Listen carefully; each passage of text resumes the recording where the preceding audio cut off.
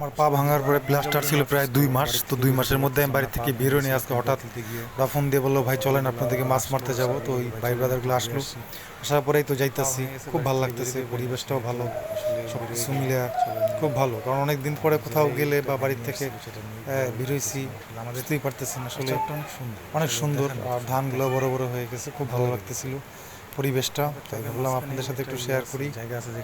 আজকে প্রথমেই আমি বড় ভিডিও বানাচ্ছি, তাই সবাই একটু আগে পরে কখনো ব্লগ ট্লগ করি নাই, আজকে ফার্স্ট ব্লগ আমার। তো সাথে থাকবেন, দেখবেন আসলে আরও সুন্দর জিনিস সামনে আছে, সেটা এনজয় করতে পারবেন।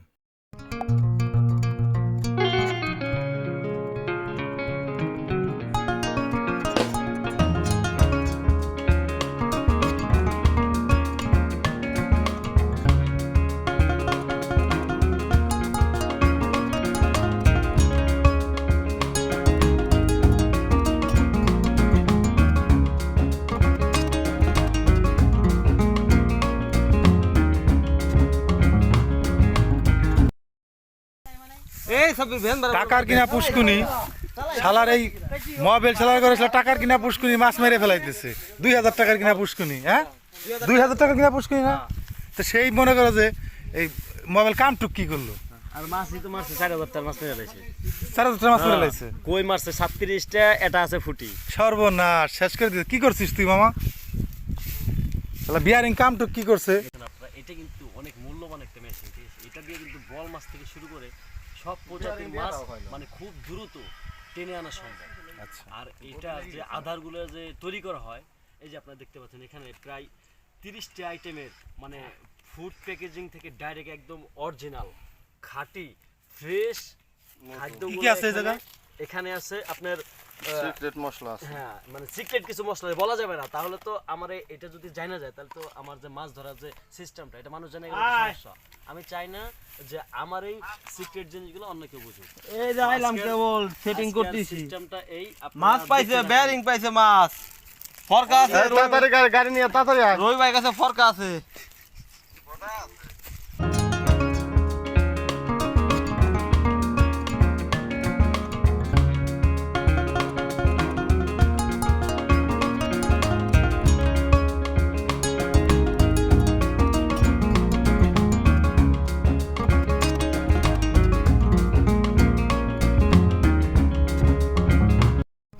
রিপন মামা বলতেছিল আমরা আসার পরে নাকি মাছ ধরতে পারতেছে না, আমাদের রাশি নাকি খারাপ।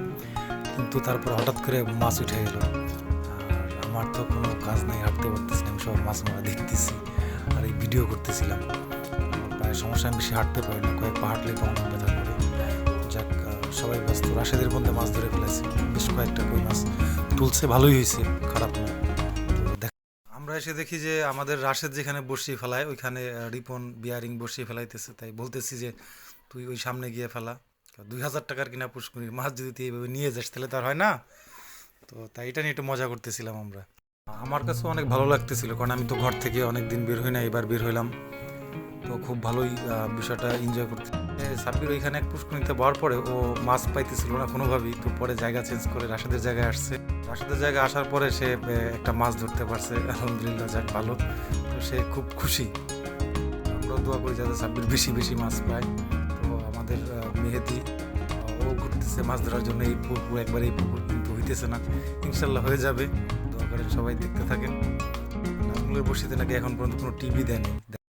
অবশেষে আমাদের নাজমুলও মাছ পাইলো, ঠিক আছে, মাছ পায় খুব খুশি। তো এর মধ্যে একটা স্কুলের বাচ্চা যাইতেছিল, তো তারা বলেছে 10 টাকা পড়ছে দেখ। তো বাচ্চা উঠা বলতেছে 10 টাকা হারাই গেছে, 100 টাকা দেন। তো বুঝেন এখনকার পোলাপান কি পরিমাণ চালা, সেটা নিয়ে দুষ্টামি করতেছিলাম। ফাইনালি সবাই মোটামুটি মাছ একটা দুটা পাইছে, তবে রাশেদ অনেকগুলো পাইছে, আর সে তো এমনি মাছ টাছ ধরে। তো মাছ না তুললে কি হবে, মাছ তুলতেই হবে, মাছ না তোলার কোনো বিকল্প নাই। যা হোক, সব কিছু শেষ, আমরা আসলে বাসার দিকে যাব। অনেক ভালো লাগলো, অনেক দিন পরে আসলাম বাইরে।